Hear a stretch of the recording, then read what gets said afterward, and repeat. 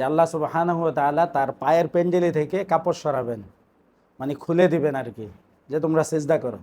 যারা এখানে আল্লাহ তাআলার হুকুম মেনেছে, আল্লাহকে সিজদা করেছে, আল্লাহর সামনে মাথা নত করেছে, তারা সেদিন সিজদা করতে পারবে, বাকিরা সিজদা করতে পারবে না। পাইলসের আরও বিভিন্ন রোগের চিকিৎসা করা হয়, পরীক্ষা করা হয় পায়ুপথ দিয়ে মেশিন ঢুকিয়ে। তো যদি ওই পরীক্ষা করে সেটার দ্বারাও রোজা ভেঙে যাবে, যেহেতু ভিতরে কোনো একটা জিনিস প্রবেশ করেছে, এই জন্য রোজা ভেঙে যাবে। বাকি এটার জন্য কাফারা দিতে হবে না, শুধু একটা রোজা কাজা করবে।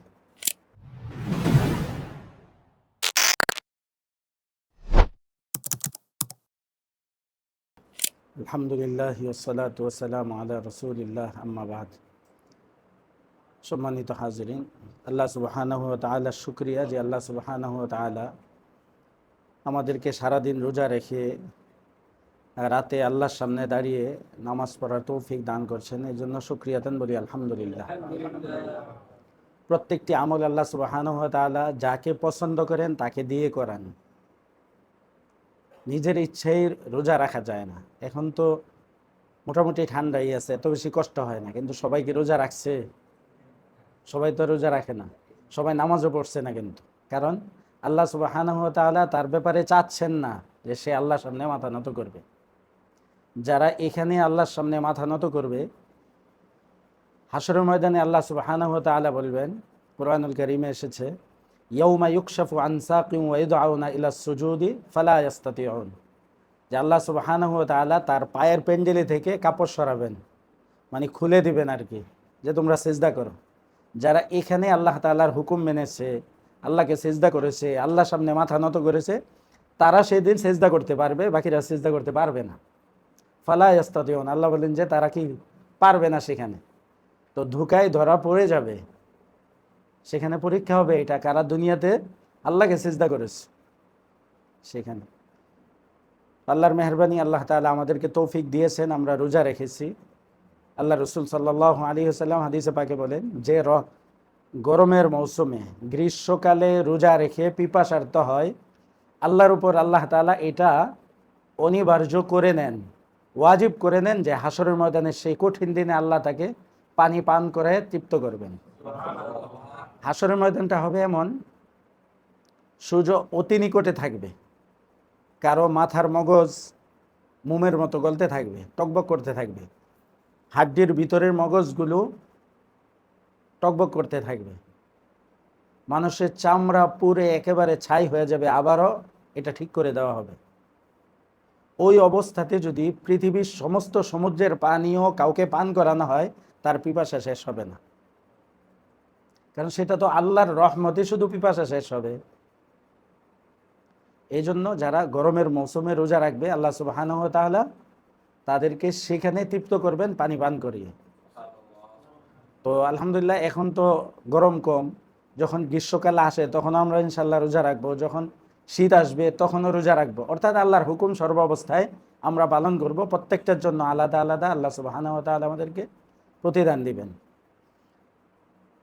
কয়েকটি মাসালা, একটি মাসালা হলো, যে দেশে দীর্ঘ সময় সূর্য থাকে, 24 ঘন্টা দিন হয় বা 2-1 ঘন্টা রাত হয়, বাকি সময়টা দিন হয়, তারা কি করবে রোজার জন্য?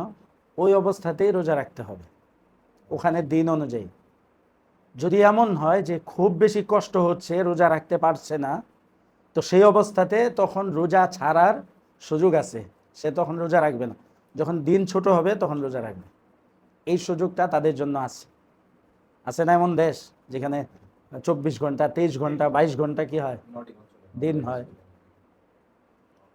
তো সেই অনুযায়ী রোজা রাখবে। আর যেখানে কয়েকদিন যাবত রাত হয় না, শুধু দিনই থাকে, তাদের জন্য তো সমস্যা। তারা কি করবে? তারা 24 ঘন্টাকে ভাগ করবে, 5 ওয়াক্ত নামাজের টাইমও ভাগ করবে, আবার রোজার টাইমটাও ভাগ করে নেবে। 12 ঘন্টা রোজা, 12 ঘন্টা রাত হিসাবে ধরবে, ওই হিসাবে রোজা রাখবে। তো তাদের জন্য সহজ হলো, তার সবচেয়ে নিকটবর্তী দেশ যেটা আছে ওই এলাকার, ওখানে যে হিসাবে রোজা হয়, যেই টাইমে রাত দিন হয়, ওই অনুযায়ী রোজা রাখবে, এটা তাদের জন্য সহজ। তো দুইটাই হতে পারে, এক হলো টাইমটাকে তারা ভাগ করে নেবে, কারণ রাত তো হচ্ছে না, এই জন্য নামাজও তো পড়তে হবে। তো সূর্য ডুববে না, মাগরিব পড়বে কীভাবে, এশা পড়বে কীভাবে, ফজর পড়বে কীভাবে, ওই 24 ঘন্টাকে ভাগ করে নেবে। এখন যেমন আমরা পড়ি, ফজর থেকে ধরেন 6 ঘন্টা বা 7 ঘন্টা হলো জোহরের টাইম, জোহরের পরে 3 ঘন্টা গেল আসর, আসরের পরে 1-1.5 ঘন্টা, এইভাবে ভাগ করে নেবে। আর পার্শ্ববর্তী এলাকাতে যে টাইম আছে, রাত দিন হয়, ওই অনুযায়ী রাখলে সবচেয়ে সহজ হবে। এটা ছিল একটি মাসালা। আরেকটি মাসালা হলো, কারো যদি পায়ু পথ দিয়ে, পিছনের রাস্তা দিয়ে কোনো কিছু ঢুকে যায়, তাহলে রোজা ভাঙবে কিনা। এই অবস্থাতে রোজা ভেঙে যাবে, তবে ওটার জন্য কাজা করতে হবে একটা রোজা, কাফারা লাগবে না। ওই 60টা রোজা যেটা কাফারা দিতে হয় সেটা, যেহেতু সেটা খাওয়ার রাস্তা না, এই জন্য ওই দিকটা কোনো কিছু ঢুকলে রোজা ভেঙে যাবে, রোজা রাখতে হবে। কোনো ওষুধ ঢুকালো বা অন্য কিছু, কারো যদি পাইলসের কারণে বা অন্য কোনো রোগের কারণে পায়খানার রাস্তা দিয়ে রক্ত বের হয়, তাহলে রোজা ভাঙবে না, সেটার কারণে রোজা ভাঙবে না। পাইলসের আরও বিভিন্ন রোগের চিকিৎসা করা হয়, পরীক্ষা করা হয় পায়ুপথ দিয়ে মেশিন ঢুকিয়ে। তো যদি ওই পরীক্ষা করে সেটার দ্বারাও রোজা ভেঙে যাবে, যেহেতু ভিতরে কোনো একটা জিনিস প্রবেশ করেছে, এই জন্য রোজা ভেঙে যাবে। বাকি এটার জন্য কাফারা দিতে হবে না, শুধু একটা রোজা কাজা করবে। চোখে যদি ড্রপ দেয়, সুরমা দেয় বা অন্য কোনো ওষুধ দেয়, এর দ্বারাও রোজা ভাঙবে না চোখে দিলে।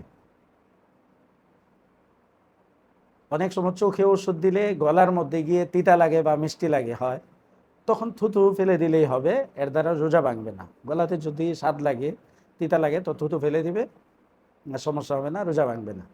কারণ আমরা যখন উজু করি, পানি তো চোখে যায়, তো সেই পানিটাকে ভিতরে যেতে পারে না। জন্য চোখে ওষুধ দিলে বা চোখে মলম দিলে, চোখে সুরমা দিলে, এর দ্বারা রোজা ভাঙবে না, কোনো সমস্যা হবে না। মহিলারা কাজল দেয়, এর দ্বারাও রোজা ভাঙবে না। কান, নাক এগুলো ভিন্ন, সেটার ইনশাআল্লাহ সামনে মাসালা আলোচনা হবে। আল্লাহ তাআলা আমাদেরকে সঠিকভাবে রোজা নামাজ আদায় করার তৌফিক দান করে।